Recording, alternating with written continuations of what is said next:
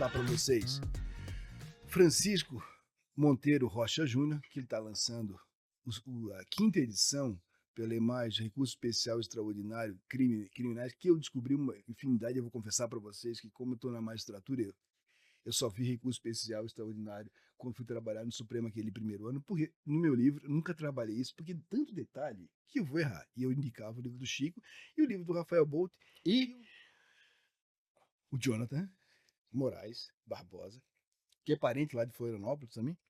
A gente tem a questão de poder discutir como isso pode ser feito. E pegou um filão que é muito legal.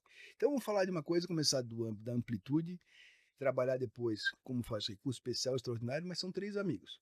O Francisco é professor da Federal do Paraná, o Rafael da FDV de Vitória e o Jonathan, advogado de Florianópolis. Mas tudo isso para discutir recurso especial e recurso extraordinário. Antes de tudo, antes de tudo, nosso código é de 41, pensado no Código Penal do Império. O repar de recursos está uma confusão sem fim. A gente aplica no recurso especial extraordinário CPC, que mudou em 2015. Nessa marafunda, nesse índio mafagafa, como é escrever sobre recurso especial extraordinário? Vou começar na minha direita, minha esquerda, o Francisco Monteiro Rocha, que é parceiro de longa data. Vai lá, Chico, conta para nós. Tudo bem, Alexandre? Como é que tá? Na verdade, a gente tem que fazer um trabalho praticamente arqueológico, né? É mais do que uma bricolagem da tua, né, Minha tese? da tua tese de doutorado, que tem que montar as diferentes leis, as diferentes interpretações, e tem alguns institutos que são maluquice, né? Por exemplo, o prazo do processo civil com a contagem do prazo do processo penal, né? Então você tem o prazo de 15 dias do processo civil, mas daí como é que conta esse prazo? É nos dias úteis, igual no processo civil? Não, aí é o 798, né? O prazo começou ininterrupto, contando, né, sábado, domingo, feriado. Então, eu tenho uma preocupação muito especial com isso, que é de observar muito e insistentemente a jurisprudência para poder fazer as afirmações que eu faço durante o livro. E por isso que cada edição, e já estamos na quinta, né? Eu faço uma introdução, e nessa aqui são mais 5, 6 páginas, eu explico o que mudou. Está aqui, ó, a apresentação da quinta edição. Eu explico o que mudou em relação à quarta edição, porque a jurisprudência vai mudando, as interpretações vão mudando, né? Então a gente tem muita novidade sempre a respeito das interpretações. E é uma dificuldade, a gente não tem sequer um critério de apreensão por parte do processo penal dos institutos do processo civil. A gente não sabe o que vai vir, o que não vai vir, né? Muitas vezes o instituto vem ou não vem, Vem pela metade. vem pela metade, a gente sabe que aquilo que dá um maior âmbito de proteção a direitos e garantias individuais muitas vezes não vem, aquilo que é conveniente para os tribunais vem. Então, a gente tem que trabalhar, né, nessa maré, né, e navegando, e velejando, né? Eu até brinco assim com o pessoal quando dava essa aula lá na graduação. Você vamos pegar uma tesourinha, a gente vai pegar um pedacinho cortado do processo civil, juntar aqui com colinha do processo penal, porque é uma bricolagem dessa maneira. Mas, Chico, conta para nós assim, do que tem novidade dessa edição nova aqui, o que mudou nessas 4 páginas? Olha, tem um aspecto que me chamou muito a atenção, que foi a questão da cisão da decisão e como interpor o recurso especial e extraordinário. Que tem aquela história, né? Quando a decisão ela comporta embargos infringentes, né? Uhum. Então, a lógica levaria a gente a pensar o quê? Ah, julga a apelação, se tem voto vencido, vamos para os embargos infringentes. Depois dos embargos infringentes, vamos interpor o recurso especial extraordinário, abrangendo todas as questões, né? Aquilo que você foi perdendo, vamos assim dizer, né? No que houve sucumbência. Só que, pesquisando para essa edição, eu verifiquei que o STJ, numa guinada jurisprudencial do que acontecia anteriormente, tem entendido que você tem que interpor já o recurso Acho que especial extraordinário depois da apelação, aí antes do infringente. infringente, porque infringente vem antes só por conta do prazo, né? Mas infringentes, daí o recurso especial extraordinário contra a parte unânime, julga os infringentes e depois, de novo, aplicando a súmula 355 do Supremo, porque o Supremo tem essa súmula, só que o Supremo mal aplica essa súmula. Nos últimos 20 anos, a gente tem duas aplicações dessa súmula. Porque o extraordinário criminal é mais difícil, né? Debate normalmente questão de competência tal. Então, era uma súmula meio adormecida. E de repente o STJ. Opa, Não, tem a opa, súmula. tem a Chama. súmula do Supremo. Pô, o mesmo relator falava 3 anos atrás. Fazer isso é um erro crasso. Daí a pessoa vai lá e muda. Ah, agora, já que fez assim, tá errado. Já que fez o contrário, tá errado também. Então, é uma loucura, mas, em suma, a conclusão que eu pude chegar observando a jurisprudência é que, ao contrário do que conduz a lógica, claro, tem que ter uma série de argumentações, não vamos aqui, né, verticalizar tanto, mas está sendo aplicada a súmula 355 do Supremo. Então tem que interpor o especial e extraordinário da parte unânime desde logo. E depois complementar, E- dependendo. Exato. E aí eles usaram essa lógica do processo civil lá atrás, que tem Isso. essa mesma situação. Mas a pergunta que eu faço, e aí, já passando para o Bolt, que vai fazer, a palavra está liberada, qualquer um pode intervir. Eu cresci numa discussão de autonomia do processo penal. Tem gente que ainda diz que o processo penal tem autonomia. A gente tem o livro, o artigo clássico do Canelucci sobre as roupas da Cinderela, que o processo penal. E aí tem gente que consegue ainda dizer, não, a gente tem que usar pro processo penal. Eu não vou chegar ao ponto de uma teoria geral do processo, mas não dá para sobreviver hoje no processo penal se tu não vê o processo civil. Ou tu aprende junto, ou tu não consegue te dar conta. É prazo que é dessa maneira, é reclamação que está onde, recurso especial, recurso extraordinário. Até os embargos infringentes a gente também não sabe, porque os embargos infringentes usavam as regras do CPC que também foram revogadas, e aí o advogado fica perdido para saber que prazo faz. Depois você tem as regras gerais da boa-fé, da cooperação processual, citação por edital, citação por hora certa, é tudo mesclado. E aí tem que saber, de fato, entender os princípios informadores de cada um. Mas quando eu li o livro do Rafael Bolt, eu não li essa segunda edição, eu li a primeira edição, e eu perguntei para ele, por que tu está escrevendo um livro sobre isso? Eu lembro que eu perguntei. Ele disse, cara, é confusão tão grande que eu fico com pena dos meus alunos na graduação, que eles não conseguem entender, e por mais que os manuais queiram trabalhar isso, eles são generalistas, eles não vão a fundo. Então, lá no Dúvida Razoável, que é o nosso podcast, que está parado, está congelado, ganhou um mandrake lá, ficou congelado, a ideia era de pensar como isso acontecia. E eu lembro que o Rafael escreveu esse livro para essa questão e escreveu agora um novo sobre cautelares justamente para suprir essa laguna. Me conta um pouco aí sobre essa interface do processo Pois penal e é, processo civil. prazer estar aqui com você, Alexandre, Chico, Jonathan. O Guia dos Recursos ele surge dessa demanda que você mencionou. Os alunos, eu leciono essa disciplina de recurso no processo penal na FDV há uns 16, 17 anos. Credo, lamento, imagina, todo semestre vale a pena ver de novo. Pois Puta, é, cara, até as piadas são as mesmas, né? não tem paciência, não é, cara? É Eu inferno, preciso Gal. me reinventar. Aí, às vezes, eu pego uma cadeira diferente, dou lá um processo 1, às vezes pego um penal 4, assim, a gente dá uma. É, E aí reciclada. tem o PPGD, que a gente vai discutir outras questões, mas enfim, são 16 anos já falando de recursos no processo penal, e nesse período eu percebia a confusão que esse negócio é. Você falou, Código de 41 é uma colcha de retalhos, a parte do sistema recursal não sofreu uma reforma como deveria, vai fazendo aquelas reformas pontuais, vem pacote anticrime, vem não sei o quê, aquela coisa maluca. Então, daí surgiu a ideia de escrever o Guia dos Recursos no Processo Penal. Votei Chico com duas referências importantes para mim, obviamente, o Chico é importantíssimo, o Auri é outra referência fundamental para nós, mas a intenção era essa, era tentar esclarecer um pouco, de maneira bem didática, mas voltar também para o dia a dia, né, para a prática também dos advogados, dos colegas que militam na área criminal e precisam lidar com os recursos. Assim como surgiu também o livro de cautelares penais patrimoniais, agora lançado pela EMAIS, a primeira edição. Isso até porque queria dizer para ti que quando quando eu tomei contato a primeira vez, isso me chamou muita atenção, porque é um livro que conjuga uma sofisticação teórica, assim como do Chico, não fala de qualquer coisa. Essa sofisticação teórica, ela é traduzida para uma linguagem que possa ser entendida pelos Sim. operadores. Então, isso que é o mais legal. Esse livro aqui, assim como o do Chico, me fazem acreditar na função da academia, porque você vê muita coisa sendo escrita e uma crítica é muito rasteira. E Sim. isso é difícil. E também, além do que, Tiago Fábio de Carvalho foi nosso amigo, Tiagão, Exatamente. durante muito tempo FDV e assim por diante. Mas desculpa de cortar, mas só para dizer que essa diretriz de fazer com que a prática tenha uma sofisticação da teoria, que não é porque é sofisticação da teoria, mas para saber de onde é que vem o tiro, né? Uhum. Não é assim. Sim, e aí, você mencionou o Thiago, né?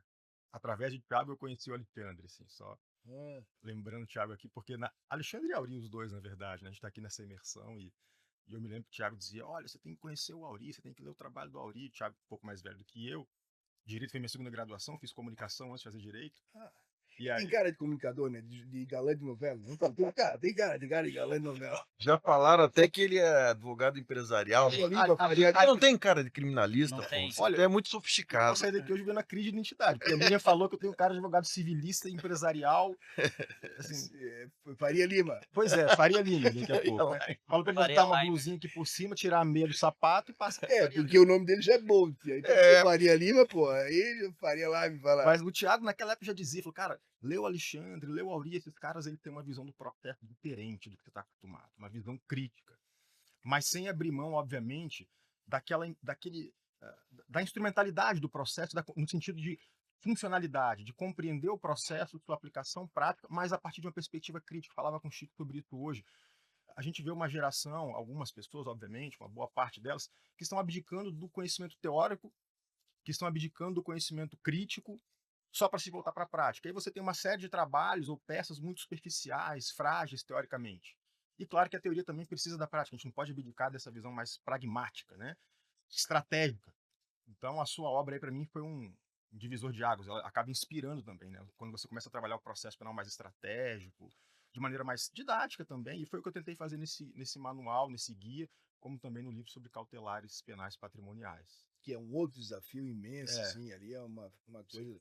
Mas o papo fica longo, vamos fazer o seguinte: eu vou fazer uma rodada para apresentar o Jonathan e depois vamos fazer perguntas dos temas que são mais quentes aí para a gente poder apresentar, inclusive o que foi dito lá na comunidade, lá na imersão da comunidade que vocês participaram.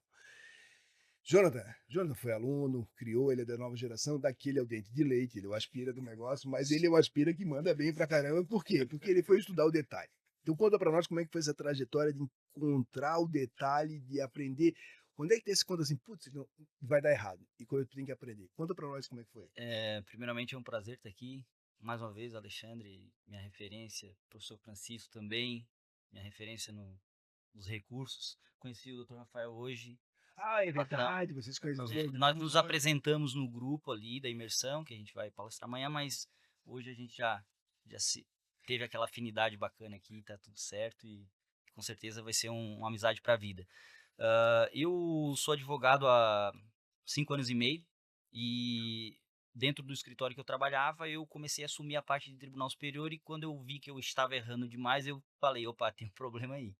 E aí eu fui ver o quanto era difícil, quanto tinha uma dificuldade de subir, de admitir o recurso na origem. E aí eu acabei indo atrás, estudando, pesquisando, encontrei um curso que é o LLM no DP em Brasília, fiz durante 1 ano e meio, 2, esse curso lá, e eu vi que o jogo era totalmente diferente. E né, o professor Francisco, o professor Rafael sabem disso. O jogo no Tribunal Superior é totalmente diferente. E aí, a partir disso, comecei a estudar e me especializar, fiz a especialização, me formei e hoje atuo especificamente na área de Tribunal Superior. E aí isso é uma coisa que eu acho legal, assim, que é o aprendiz de feiticeiro. O aprendiz de feiticeiro é aquele que acha que consegue fazer a poção. E quando dava aula na graduação, dizia, recurso especial extraordinário tem que ser feiticeiro, não pode ser aprendiz. E tu vai tocar fogo no negócio, vai dar errado, depois vai ter que explicar para o cliente que não deu certo. Então, assim, o cara vai pegar o livro do Chico, vai pegar o livro do Bolt, vai pegar as súmulas todas, vai colocar na mãozinha. Cara, isso tudo vai lhe ajudar muito. Mas tem um aspecto que é do jogo, da maneira como coloca, da forma como coloca, porque não adianta você ter um caso que poderia subir se você não apresentar. Então lança a pergunta para os três aí, como fazer subir um recurso especial e depois extraordinário, que aí tem umas velas a mais para acender. Dica para o pessoal que está nos ouvindo aqui, o que faz? Se você puder já iniciar, depois o Claro. professor Francisco e o Dr. Rafael, o professor Rafael vão complementar. Define. Essa pergunta é muito importante porque ela é, na verdade, parte da minha apresentação amanhã, na imersão, que é o quê? Eu atrelo o sucesso do recurso, da admissão e do conhecimento, da análise de mérito e eventual provimento, eu condiciono isso à estruturação do recurso. Então eu vejo que o sucesso depende de o advogado saber escolher a tese que vai levar para o STJ, porque não é qualquer desde o início, porque não é qualquer coisa que o STJ e o STF vão analisar e a gente tem que se convencer disso. Então isso eu faço muito nos meus casos. Quando eu pego um caso, eu analiso a tese, todas as teses e vejo quais teses eu posso levar e quais teses teriam chances de análise pelo STJ. Porque não adianta eu levar uma tese de absolvição de um processo que tem 5.000 páginas, diversos crimes, pedidos de absolvição, e o STJ não vai analisar porque a gente sabe que vai incidir a súmula 7. Então, muitas vezes eu deixo uma tese de absolvição de lado e trabalho o quê? Coloco as minhas forças, o meu trabalho numa tese de nulidade que muitas vezes vai acarretar na absolvição. Então, Mais objetivo, mais fácil de verificar, né? Exatamente. E então eu condiciono o sucesso, a escolha das teses, entendimento daquela matéria no Tribunal Superior, como que o ministro está julgando aquela matéria, e a formalidade na estruturação do recurso, né? Você saber estruturar um recurso, porque é aquela coisa, muitas vezes a sua questão jurídica ela é boa, ela é plausível de sucesso, mas se você não souber levar ela de uma forma correta, que é o que o procedimento no Tribunal Superior exige, você não vai ter sucesso. Então, aí o direito vai pelo ralo abaixo. E aí tem uma questão interessante, porque o STJ tem o ARP, que é a central, que não está nos ministros. O ARP está antes. Ela está condicionada à presidência. À presidência. É isso, exatamente. Então, o ARP, que não são os ministros, eles têm 3 níveis de avaliação. O nível de avaliação que se dá pela admissibilidade, prazo, legitimidade, aquelas questões objetivas de admissibilidade. Um segundo filtro, que é um filtro de separação. O que é matéria da tese, o que não é, como é que veio, se está pré-questionado, qual foi o inciso pré-questionado, que aí é a segunda camada. E na terceira camada, é a camada que vai analisar justamente a pertinência, a admissibilidade, a relevância do recurso. Mas é isso, se você não tem um checklist para passar da primeira camada e da segunda camada, não adianta ter a tese boa depois, porque vai ficar nas primeiras. E às vezes tem que ser explícito, dizer o óbvio, né? Então, eu não sei se essa é a minha percepção, porque quando eu estava lá trabalhando no Supremo, o recurso extraordinário, quando chega no gabinete, ele já passou por tanto filtro que se você, às vezes não adianta ter a tese boa e não saber fazer chegar desviado das curvas das chicanes até lá. É isso mesmo, Chico? Sem dúvida, e entrando em alguns aspectos bem objetivos a partir do que o Jonathan falou, a gente tem que pensar no pré-questionamento, tem que pensar na súmula 7, não pode discutir prova, tem que pensar naquela tese não ser a consolidação do entendimento do próprio STJ em sentido contrário.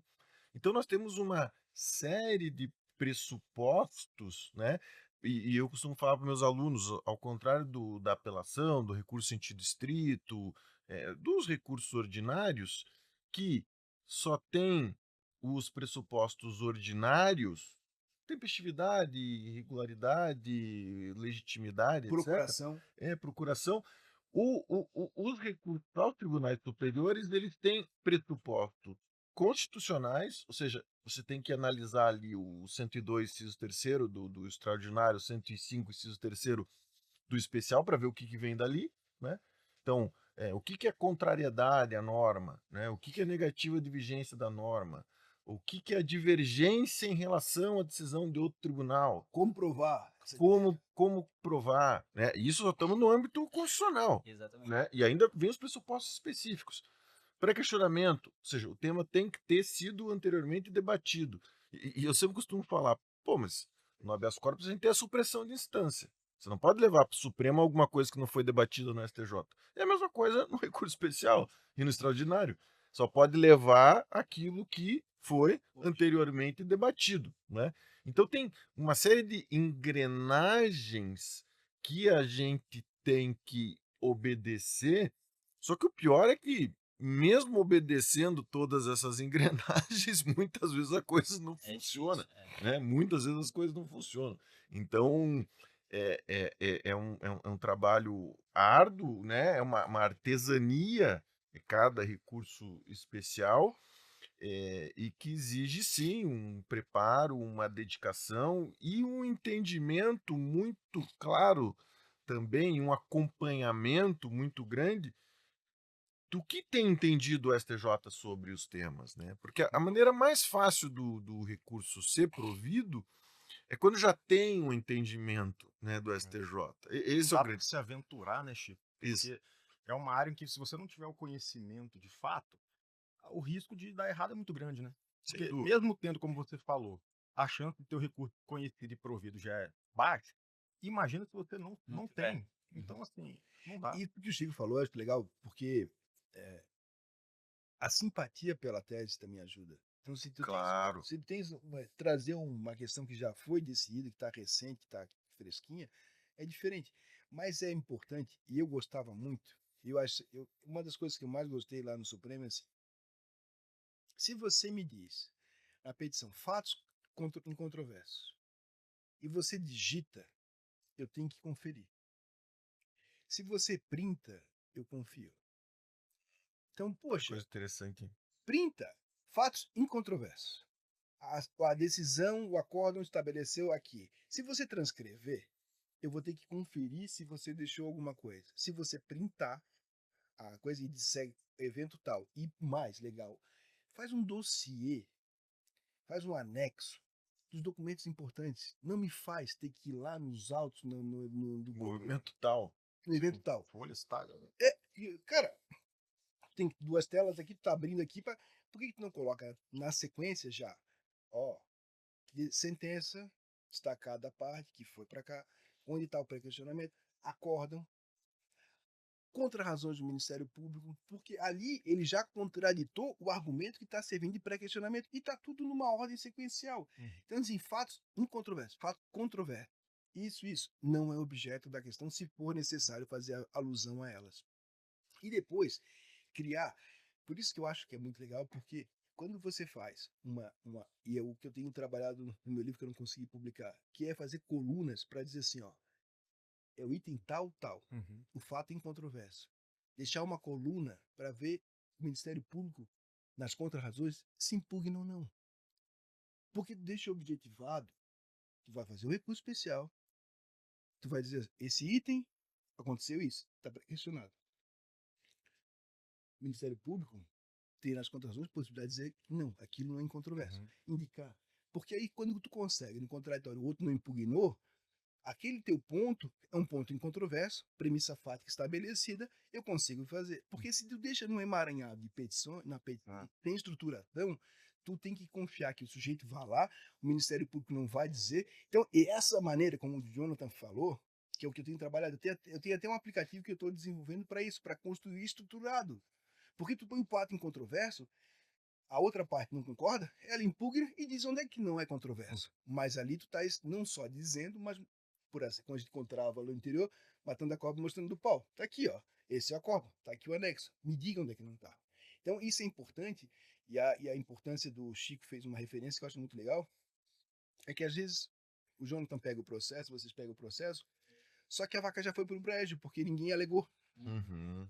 Isso é uma grande dificuldade do, Já chega, às vezes, do uma advogado página que assume o processo a partir do julgamento da apelação. Isso. Não, o pré-questionamento começa no primeiro grau. É, É, Esse é o ponto. e aí tem uma questão que eu acho muito relevante, é que quando eu estava trabalhando no Supremo, a reclamação estava na 48 mil.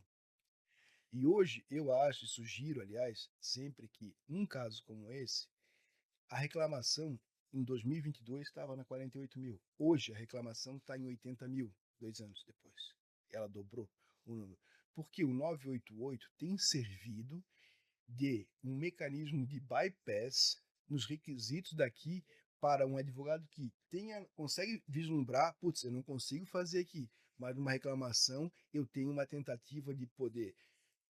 E a reclamação tem um pontinho só, não vai ficar discutindo a história inteira. Então ele consegue hoje na reclamação, quando não dá aqui, tentar por lá na reclamação. Não sei se essa é uma percepção só minha, Mas a Não, reclamação. não é. São os dados do Supremo que é a classe processual que mais tem sido utilizada. Sem E dúvida. sabe por que ela tem sido utilizada? Por dois motivos, a meu juízo. Porque ela passa batida, Uhum. uma petição direta, e ela não tem, embora tenha um 988, a gente fica fazendo, tem que botar valor da causa ou não tem que botar valor da causa, né? Porque a regra como é que a gente fala assim, tem autonomia do processo civil? Cara, reclamação é o que mais se usa hoje. Então, como é que você, fez o meu aluno lá disse, professor, mas tem aqui, né, a reclamação é no processo civil, tá lá no 998. Para fazer uma petição tem que botar o valor da causa. Qual é o valor da causa aqui da ação penal, né? É uma discussão que eles, Sim. é interessante. Mas o que me parece importante é que hoje nessa, né, não sei se é a percepção de vocês, é que nessa é uma corrida de obstáculos para fazer subir, que a reclamação tem servido como uma tentativa de ir direto, até porque a coisa julgada ali é muito tênue, então não impediria que se tivesse a discussão. Não sei o que você pensa nisso. Mas é um pouco também a discussão do HC, né, Alexandre? Sim, como a via recursal está sendo muito limitada, aí você tem uma quantidade exorbitante de habeas corpus, muitas vezes segundo os tribunais superiores, porque eles estão inviabilizando jurisprudência defensiva, travando tudo que pode de recurso, e aí você acaba correndo para o HC, né? Então, que é o que você tem. Eu tenho em alguns casos utilizado a reclamação quando há um enquadramento de algum tema na minha tese, na decisão de admissibilidade do tribunal, e que ela não se enquadra àquele tema. Já teve caso, por exemplo, de eu estar trabalhando uma questão de presunção de inocência, enfim, e o desembargador vir presidente colocar tudo no mesmo limbo com 339, o tema 339. Não, o inciso 557 não foi julgado, não está na ratio decidente dele a aplicabilidade do 339. 339 é outra questão que foi julgada, é a questão da fundamentação, etc e tal. Então eu tenho ido até o Supremo para tentar muitas vezes de alguma forma separar o joio do trigo ali nessa aplicabilidade equivocada pelo juízo de admissibilidade do tribunal. Eu não vou continuar nessa história, mas também fazendo um merchan. William escreveu um livro sobre reclamação, e eu fui um dos organizadores do livro. E o que a gente fez é que há ainda também uma certa névoa em que cabe ou não cabe reclamação. Me parece que muitas oportunidades são perdidas ou são adiadas porque não se usa uma reclamação em situações como a do Jonathan fez referência aqui agora. Mas me conta aqui para a gente não ir muito longe, que senão a gente vai contar até amanhã. Duas coisas para a gente bater e uma pergunta para fazer para cada um pode fazer pergunta para o outro. Pergunta que não exponha dados sensíveis, né? A questão é, o que que tem de novo? E duas dicas para quem está começando agora. Porque esse nosso podcast as pessoas vão querer ouvir. O que eles têm que fazer? Eu, repito, não se arrisca a fazer um recurso especial ou extraordinário sem supervisão. Não adianta pegar o Código de Processo Penal, o Código de Processo Civil, pegar, imprimir as súmulas, botar tudo na sua frente, que não vai dar certo. Essa é uma receita que nem a IA vai resolver, né, Bolt? Mas como é que você vai fazer? Porque tem tanta armadilha, é o jogo do Mario, tu vai cair No cano, vai descer pelo vai entrar pelo cano. Vai entrar pelo Vai cano. entrar pelo cano. Então, assim, o que vocês têm, as dicas que vocês dão e o que vocês estão pesquisando sobre o tema novo? Bom, assim, duas dicas, você falou, né? Primeira dica, eu acho que é fundamental, a gente falava, conhecimento, estudar, se qualificar. Sem isso é impossível. Claro que, como a gente falou, tem muita gente que vende ilusão aí, que está vendendo sonho para os outros, mas o estudo, a qualificação são fundamentais. A gente falava agora há pouco, eu brincava, né? Hoje IA é IA para receita de bolo, IA para criar gado, IA é direito, IA e conhecimento, enfim, é para tudo. Mas o conhecimento de maneira geral, o sentar, estudar, né, buscar as informações na doutrina, na jurisprudência, é fundamental. E o segundo, que eu diria, é persistência.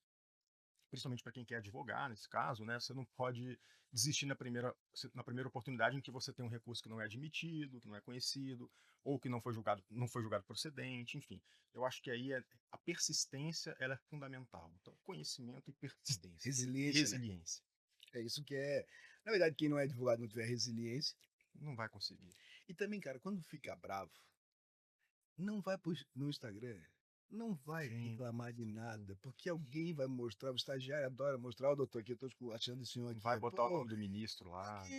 Pra quê? Cara, se precisar, tem as vias adequadas, mas duas coisas. Não comemora HC, porque o estagiário diz, ó, tá esculachando o senhor aqui, que a prisão era ilícita. Pô, o processo vai Sim. continuar, velho. Então, assim, mas não deveria ser assim. Que mundo tu vive, né? O mundo é humano, as pessoas são assim. Então, tome cuidados como esse e se ficar, aprenda com os erros. Sim.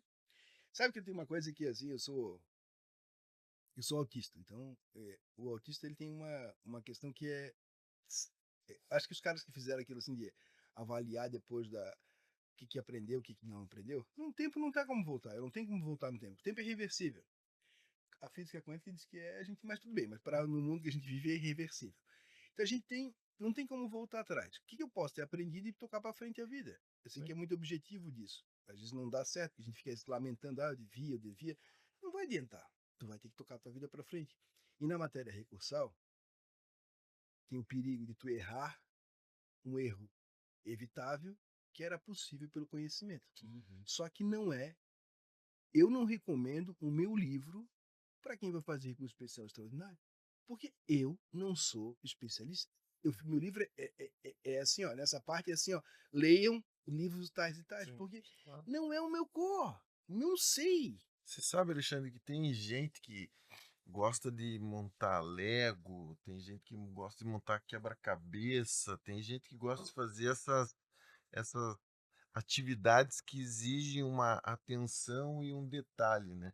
Eu acho que o advogado ele tem que ter um pouco disso, sabe? Tem que ter prazer em descobrir os argumentos e superar o argumento daquela decisão e daí brigar com o argumento da decisão superior, encontrando uma decisão. No final, eu sempre falo isso, pô, é um jogo, galera, e é muito divertido quando a gente ganha.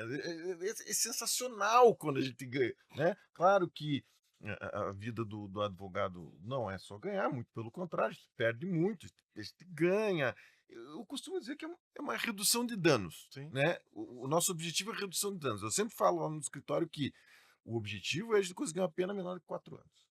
Esse é o objetivo de todo o processo, né? Pô, conseguiu pena menor de 4 anos e tal, É né? a volta olímpica. Isso, porra, aí substitui, né, por alguma restrição de direitos, pô, fechou, galera, sensacional, né? E para chegar lá, é um negócio que demora, né? Demora anos. Então, além dessa resiliência e tudo, ter essa vontade, ter esse tesão mesmo, né, de entender que é um jogo que tem artimanhas, que tem deslizes, que tem percalços, que tem objetivos estratégicos, que tem objetivos finais. E isso é sensacional. Eu acho muito legal. Isso é jogo. O jogo é legal. Exa- Nem sempre ganhando, nem sempre perdendo, mas aprendendo a jogar de Isso. Regina. Mas é isso, cara, assim, porque o mundo não acaba, o processo vai, Sim. mas não Quando, adianta. quando perde a ostentação, dá boa tarde lá para a Câmara inteira e E se dando você ficar sorriso. perdendo tempo remoendo demais, É. perde o prazo e tem É. que Isso. Então, Aí- ainda vai. Mas assim, vocês três são pessoas que se deram conta do tamanho do buraco. Assim, tem que estudar esse troço. Tem que estudar esse troço. E fizeram trabalhos acadêmicos, tem curso sobre isso. Então, assim, a minha dica é: sigam, vai estar na descrição do Instagram do nosso podcast aqui, o nome dos três. Comprem um livro para ler mais: Recurso Especial Extraordinário Criminais, Guia dos Recursos do Processo do Rafael Bolt.